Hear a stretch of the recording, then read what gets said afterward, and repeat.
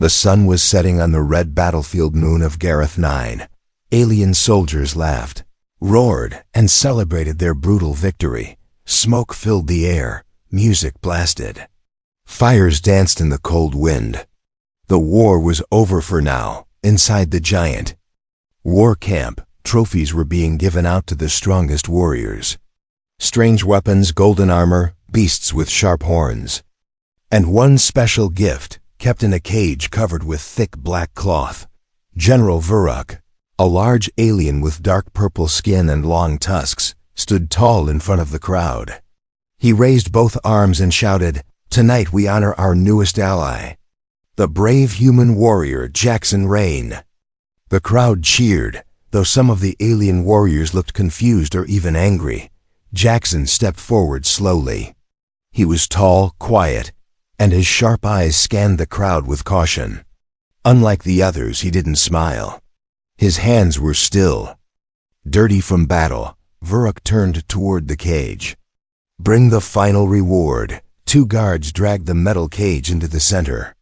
The black cloth was pulled away with a dramatic sweep.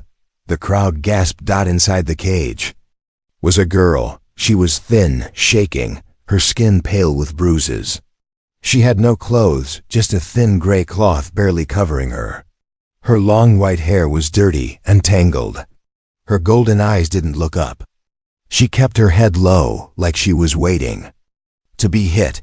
"She is what your people call a pleasure animal," Vuruk said proudly.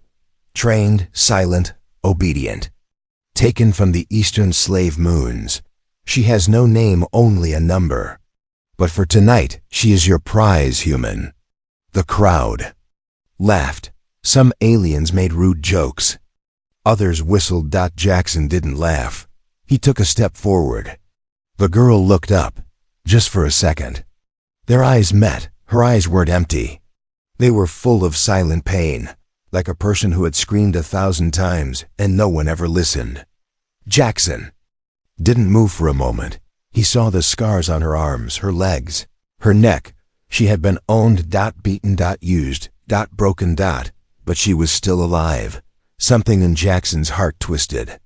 He had seen war, death, and cruelty. But this was worse. "Take her," Vuruk said. "She is yours now." The cage door creaked open. The girl flinched, expecting to be dragged or beaten again. But Jackson didn't pull her. He removed his cloak, thick, warm, clean, and gently placed it around her shaking body. The crowd went silent. Nobody had expected that. He didn't chain her. He didn't force her. He simply bent down and offered his hand. Slowly, she reached out. Her fingers touched his, light as a feather. He helped her step out of the cage. She was so weak she could barely stand. Jackson held her steady. Her feet were bare and cold. She leaned against him like a leaf blown by the wind. Some of the aliens began to whisper, "He's treating her like a person. What is he doing? Why doesn't he take her like the others do?" Jackson ignored them. He looked at the girl and asked in a low, calm voice, "What's your name?" She looked confused. She shook her head slowly. "No." "Name," she whispered. Her voice was dry and thin. Jackson's jaw tightened. He nodded. He looked back at the crowd, who were now watching with strange eyes. "She has a name," he said, loud enough for them to hear. "And I'll find it." Without another word, he carried her in his arms and walked away. The crowd didn't cheer. They just watched, silent and confused. Back at his private quarters in the war base, Jackson placed the girl gently on his bed. She sat still, her eyes wide and afraid. He turned away, gave her space, and brought her a warm cup of broth. She didn't touch it. She was still waiting for the pain, for the chains, for the night to get worse. Jackson sat nearby, not too close, and said softly, "You're safe now." But even as he said it, he knew. This girl didn't believe in safety anymore. And maybe, deep inside, she didn't believe in humans either, not yet. But he would change that, even if it took everything. The girl didn't speak. She didn't cry. She just sat on the floor silent. Motionless, like a ghost forgotten in the corner of a quiet room, Jackson had brought her all the way back to his quarters, wrapped in his cloak. His boots still dripped with battlefield mud. But she was cleaner now after he gently helped her wash. He had turned away the whole time, offering her privacy she'd never known. The room was small but safe. A soft bed, clean sheets, warm food. A heater in the corner humming quietly. She ignored all of it. She sat on the floor with her back against the wall, her knees pulled tightly to her chest. She didn't dare look up. The cloak still wrapped around her like armor, but she trembled. Inside it, Jackson knelt beside her and placed a steaming bowl of broth next to her feet. "You don't have to do anything," he said gently. "Just eat. You're safe here." Her head turned just slightly, but her eyes didn't meet his. Instead, they flicked toward the door, toward the shadows, toward the corners of the room, like she was searching for the place the pain would come from, like she was used to being hurt. Even in silence, he left her alone, moving across the room to sit by the table. He didn't watch her, didn't force her. He just sat, reading a digital notepad and pretending to be calm, but his ears listened. After 5 minutes, she hadn't moved. After 10. Still nothing. At 15 minutes, he heard something soft. The bowl had shifted. She was holding it. Her hands were shaking, but she lifted it carefully to her lips. She drank. Slowly, not like someone who was hungry, but like someone who didn't want to be punished for eating too fast. Jackson let out a breath, but said nothing. It was the first small victory. That night, Jackson lay in bed, staring at the ceiling. The heater kept the room warm, but his thoughts were cold. He kept thinking about the cage, the bruises, the way her body had flinched at every sound. Was this what aliens thought humans wanted? A broken thing? Something to own? To use? He closed his eyes. Then he heard something. A soft sound, like bare feet brushing the floor. He sat up quickly. The girl stood by the door. She wasn't wearing the cloak anymore. She had folded it neatly on the floor. She didn't speak. Her eyes were wide. "Hey," he said, voice calm. "What's wrong?" She shook her head quickly. I didn't mean to wake you." Jackson stood slowly.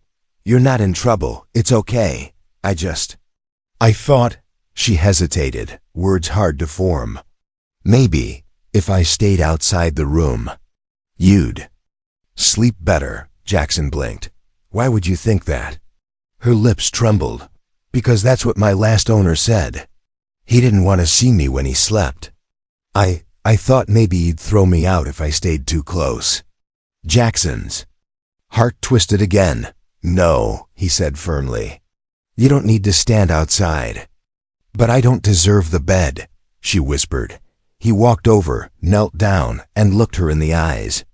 "You deserve more than just a bed. You deserve peace."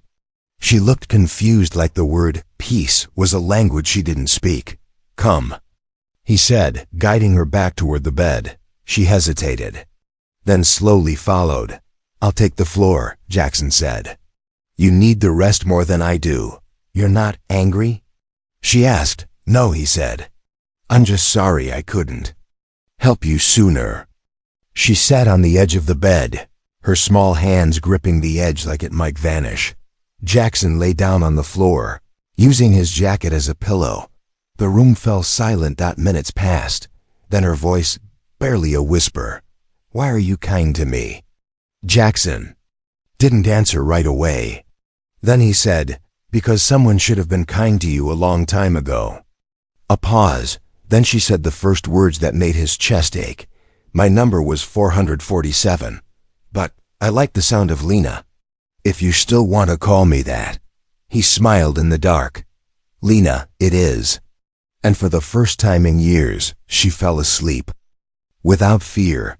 But outside that small room, in the cold alien corridors, someone else had noticed her. Someone who didn't like the idea of a pleasure animal being treated like a person. Lena sat by the window.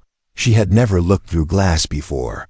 Her old world was made of metal walls, cages, and darkness. But now sunlight poured in soft and golden. She stared at it like it was something strange and holy. Birds flew in. The sky, she didn't know their names. She didn't know the sky had colors that changed during the day. She didn't even know that warmth could come without fear. Behind her, Jackson was making tea. The smell of herbs filled the room. He watched her for a moment. She was still thin, still scared. But something had changed. Her back was straighter. Her eyes moved more. She wasn't hiding in corners anymore. He walked over and offered her a cup. She held it carefully with both hands. "I used to drink from the floor," she whispered, "from bowls meant for animals." Jackson didn't say anything. He just sat beside her. She sipped the tea, silent for a while. Then she asked something unexpected. "Why did you call me Lena?" He smiled gently. "It was a name my sister wanted for her daughter. A name full of light, kindness, hope." Lena looked down. "Do you still think I deserve that name?" "I didn't give it to you because you earned it," he said. "I gave it to you because no one else ever gave you anything that meant love." Her hands shook a little, but she didn't let go of the cup. For the first time in her life, someone had given her more than food, more than commands, more than silence. He had given her a name, and that name made her real. Later that day, Jackson gave her simple clothes, loose and soft. When she looked in the mirror, she flinched at first. She wasn't used to seeing herself dressed. But slowly, her fingers touched the fabric, amazed by the warmth. But just as peace began to bloom, a knock came at the door. Firm. Official. Jackson opened it. An alien officer stood outside, cold eyes, sharp uniform. Behind him, 2 guards. "We received a report," the officer said. "You are keeping a Class 3 pleasure unit without a registration tag. That's illegal under Article 7. Jackson stepped forward, blocking their view of Lena. "She's not a unit," he said. "She's a person. Her name is Lena." The officer's lip curled. "Names are not recognized for pleasure stock. You have 24 hours to return her to the authority center or face punishment."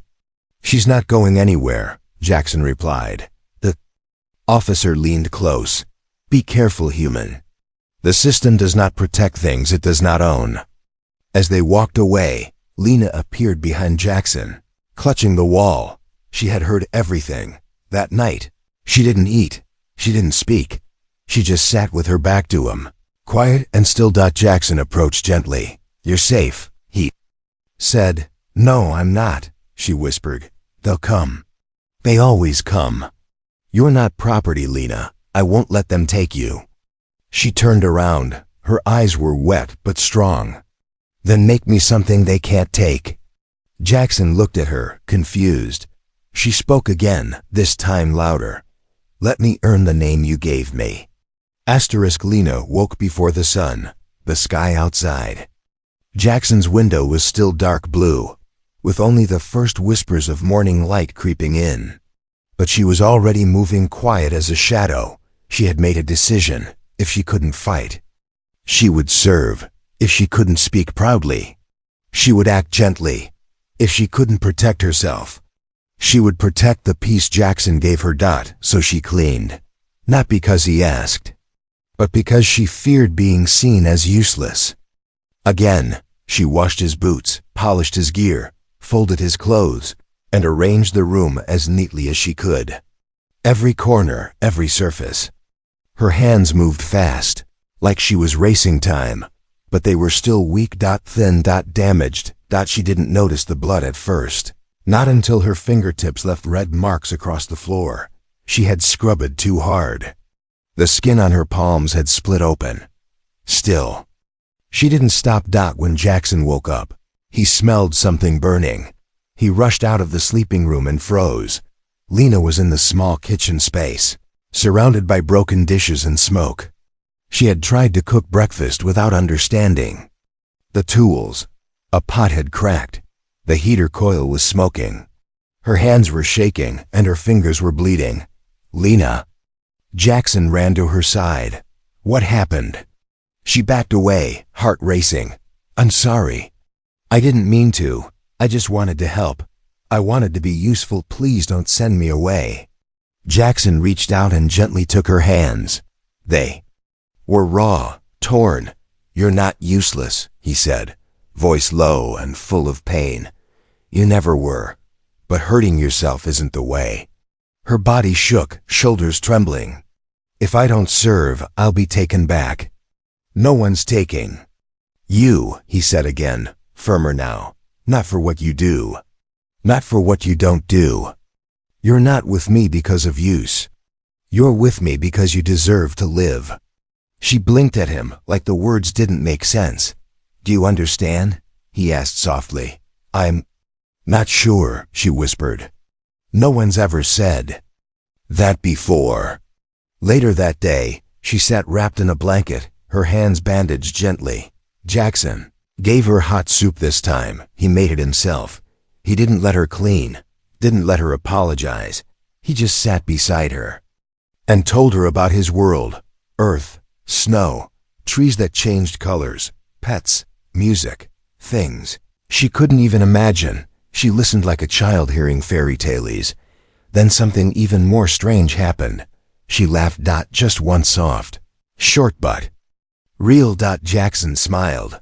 You like that story? Lena nodded shyly. I'd like to see trees, someday. You will, he promised. And not because you're useful, but because you're you. But while Jackson tried to build her a world of safety, others were watching. The same alien officer who had come earlier now read a report in the shadows. The girl is becoming emotionally attached to the human. This may disrupt market control. Action may be required. The message came while Jackson was brushing Lena's hair. She sat on the edge of the bed, still and calm, while he gently worked through the knots. Her hair was growing clean now, silky, silver white like soft moonlight. For the first time, she didn't flinch at his touch. His communicator buzzed. A cold voice came through. Last warning. Return the unit known as 447 to slave control. If not surrendered in 12 hours, she will be taken by force. Jackson froze. Lena noticed that his hand had stopped moving. The comb dropped. His jaw tightened. She turned slowly. They're coming for me, aren't they? Jackson nodded once. She didn't cry. She didn't scream. She simply whispered, will you give me back? He stood up. No, but they'll hurt you. They'll have to catch us first. Within the hour, they were gone. Jackson took only what he needed, his ID chip, his jacket, a loaded sidearm, and the bag of food he had stored. Just in case, Lena didn't even ask where they were going. She just followed him, through the back tunnels of the base, through the transport yard, through the quiet forest near the edge of the colony. Border. Her hands were still wrapped in bandages. Her feet were bare, but she didn't complain, not once, because she wasn't afraid of running. She was afraid of being caught. They found shelter in a forgotten outpost, a small, abandoned building in the hills. Long ago, it had been a research post. Now it was just dust, silence, and safety. For one night, Lena sat by the window again, looking up at the stars. Jackson watched her from across the room. You okay? He asked. She nodded. This is the first time I've run with someone. He understood. She had only ever been chased. Now, she was being protected. But back at the base, the officer was furious.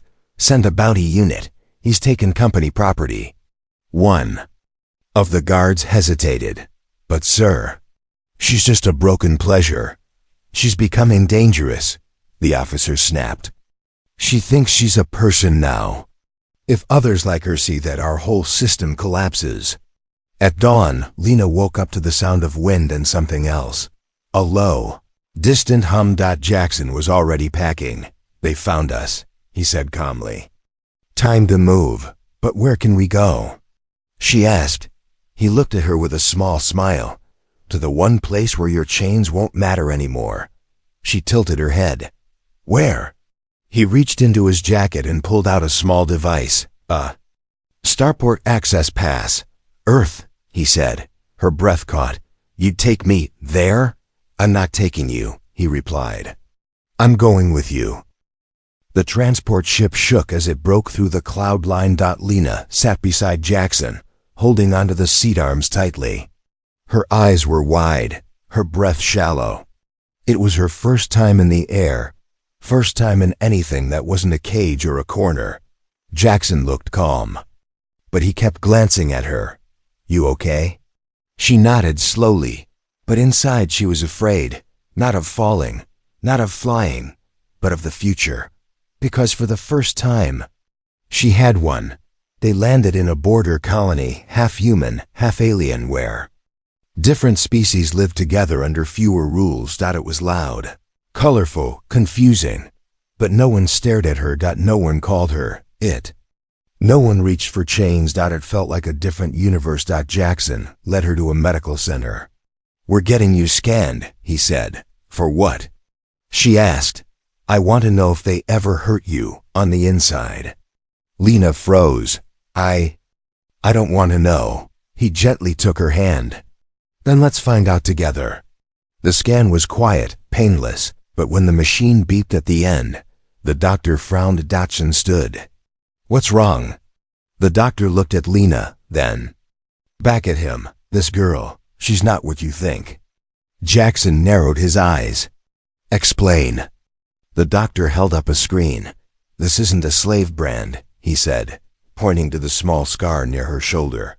It's a crest. A royal one, hidden under layers of burn scars and chemical damage. Jackson stared at him. Are you saying she was born into one of the high bloodlines of the Eastern Moons, the doctor confirmed. She's not just a person. She's a missing heir. Lena sat silently. Her body didn't move, but her voice cracked. No, that can't be true. The doctor's voice softened. Do you remember anything from your childhood? She shook her head slowly. Only cold floors. Only being punished for speaking. Only numbers. The doctor sighed. They erased your memory to hide what you were, but your blood doesn't lie. Outside, Jackson sat beside her on a bench. Lena stared into the open sky. So, I was born free, but lived as a slave. You were stolen, Jackson said, and broken to forget it. I still feel broken. He shook his head. You're not. You were just buried, and now you're rising. She stayed silent, but her eyes said everything. Then she asked, if I'm from a royal line, will they try to take me again? Before Jackson could answer, gunfire erupted nearby. He pulled her down and shouted, Stay low. Outside the clinic, armored bounty soldiers surrounded the building. They found us, he muttered. Again, Lena looked into his eyes. I'm tired of running. He nodded. Then we fight. Asterisk, the smoke had not yet cleared. Lena stood barefoot on the cracked ground, the wind blowing her silver hair across her face. Behind her, the clinic burned. Around her, the air was full of shouting, weapons fire, and dust. But she wasn't hiding. Not anymore. She was done hiding from the shadows of the smoke. Jackson came limping out, blood on his jacket, his weapon half broken, but his grip still firm. He had fought through 5 armored soldiers with nothing but a stolen blaster and a heart that refused to give up. He ran straight to her. Are you hurt? He asked, eyes scanning her. No, she whispered. But you're bleeding. He chuckled softly. You should see the other guys. Sirens were growing louder in the distance, more bounty units arriving, more firepower, more danger. They didn't have much time. We can't keep running, Lena sighed. I know, Jackson said. But we're not going to. She looked at him, confused. Then what? He reached into his jacket and pulled out a small silver cube. A tracker from one of the bounty soldiers, he said. It's broadcasting to the Eastern Moons. Lena's eyes widened. To the Royals? Jackson nodded. To your people. You mean I still have people? Let's find out. Hours later, in the skies above the colony, a royal ship arrived. Elegant, silent, marked with the same crest Lena had once worn, now hidden beneath scars. Guards stepped out, but they did not come with chains.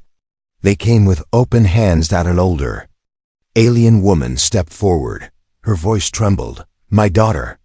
Lena didn't speak. She didn't move. She just stared at the woman's eyes. They were the same shape as hers, the same color. Memories stirred. A lullaby, a warm hand, a bright hallway with stars painted on the ceiling. Tears filled her eyes. "Mom?" The woman fell to her knees, crying. Jackson stepped back quietly, giving her space. But Lena turned. She looked at him. And walked straight back to his side. "I may have royal blood," she said, "but he gave me something royalty never did." "What's that?" her mother asked. Lena took Jackson's hand and whispered, "A name, a choice, and love."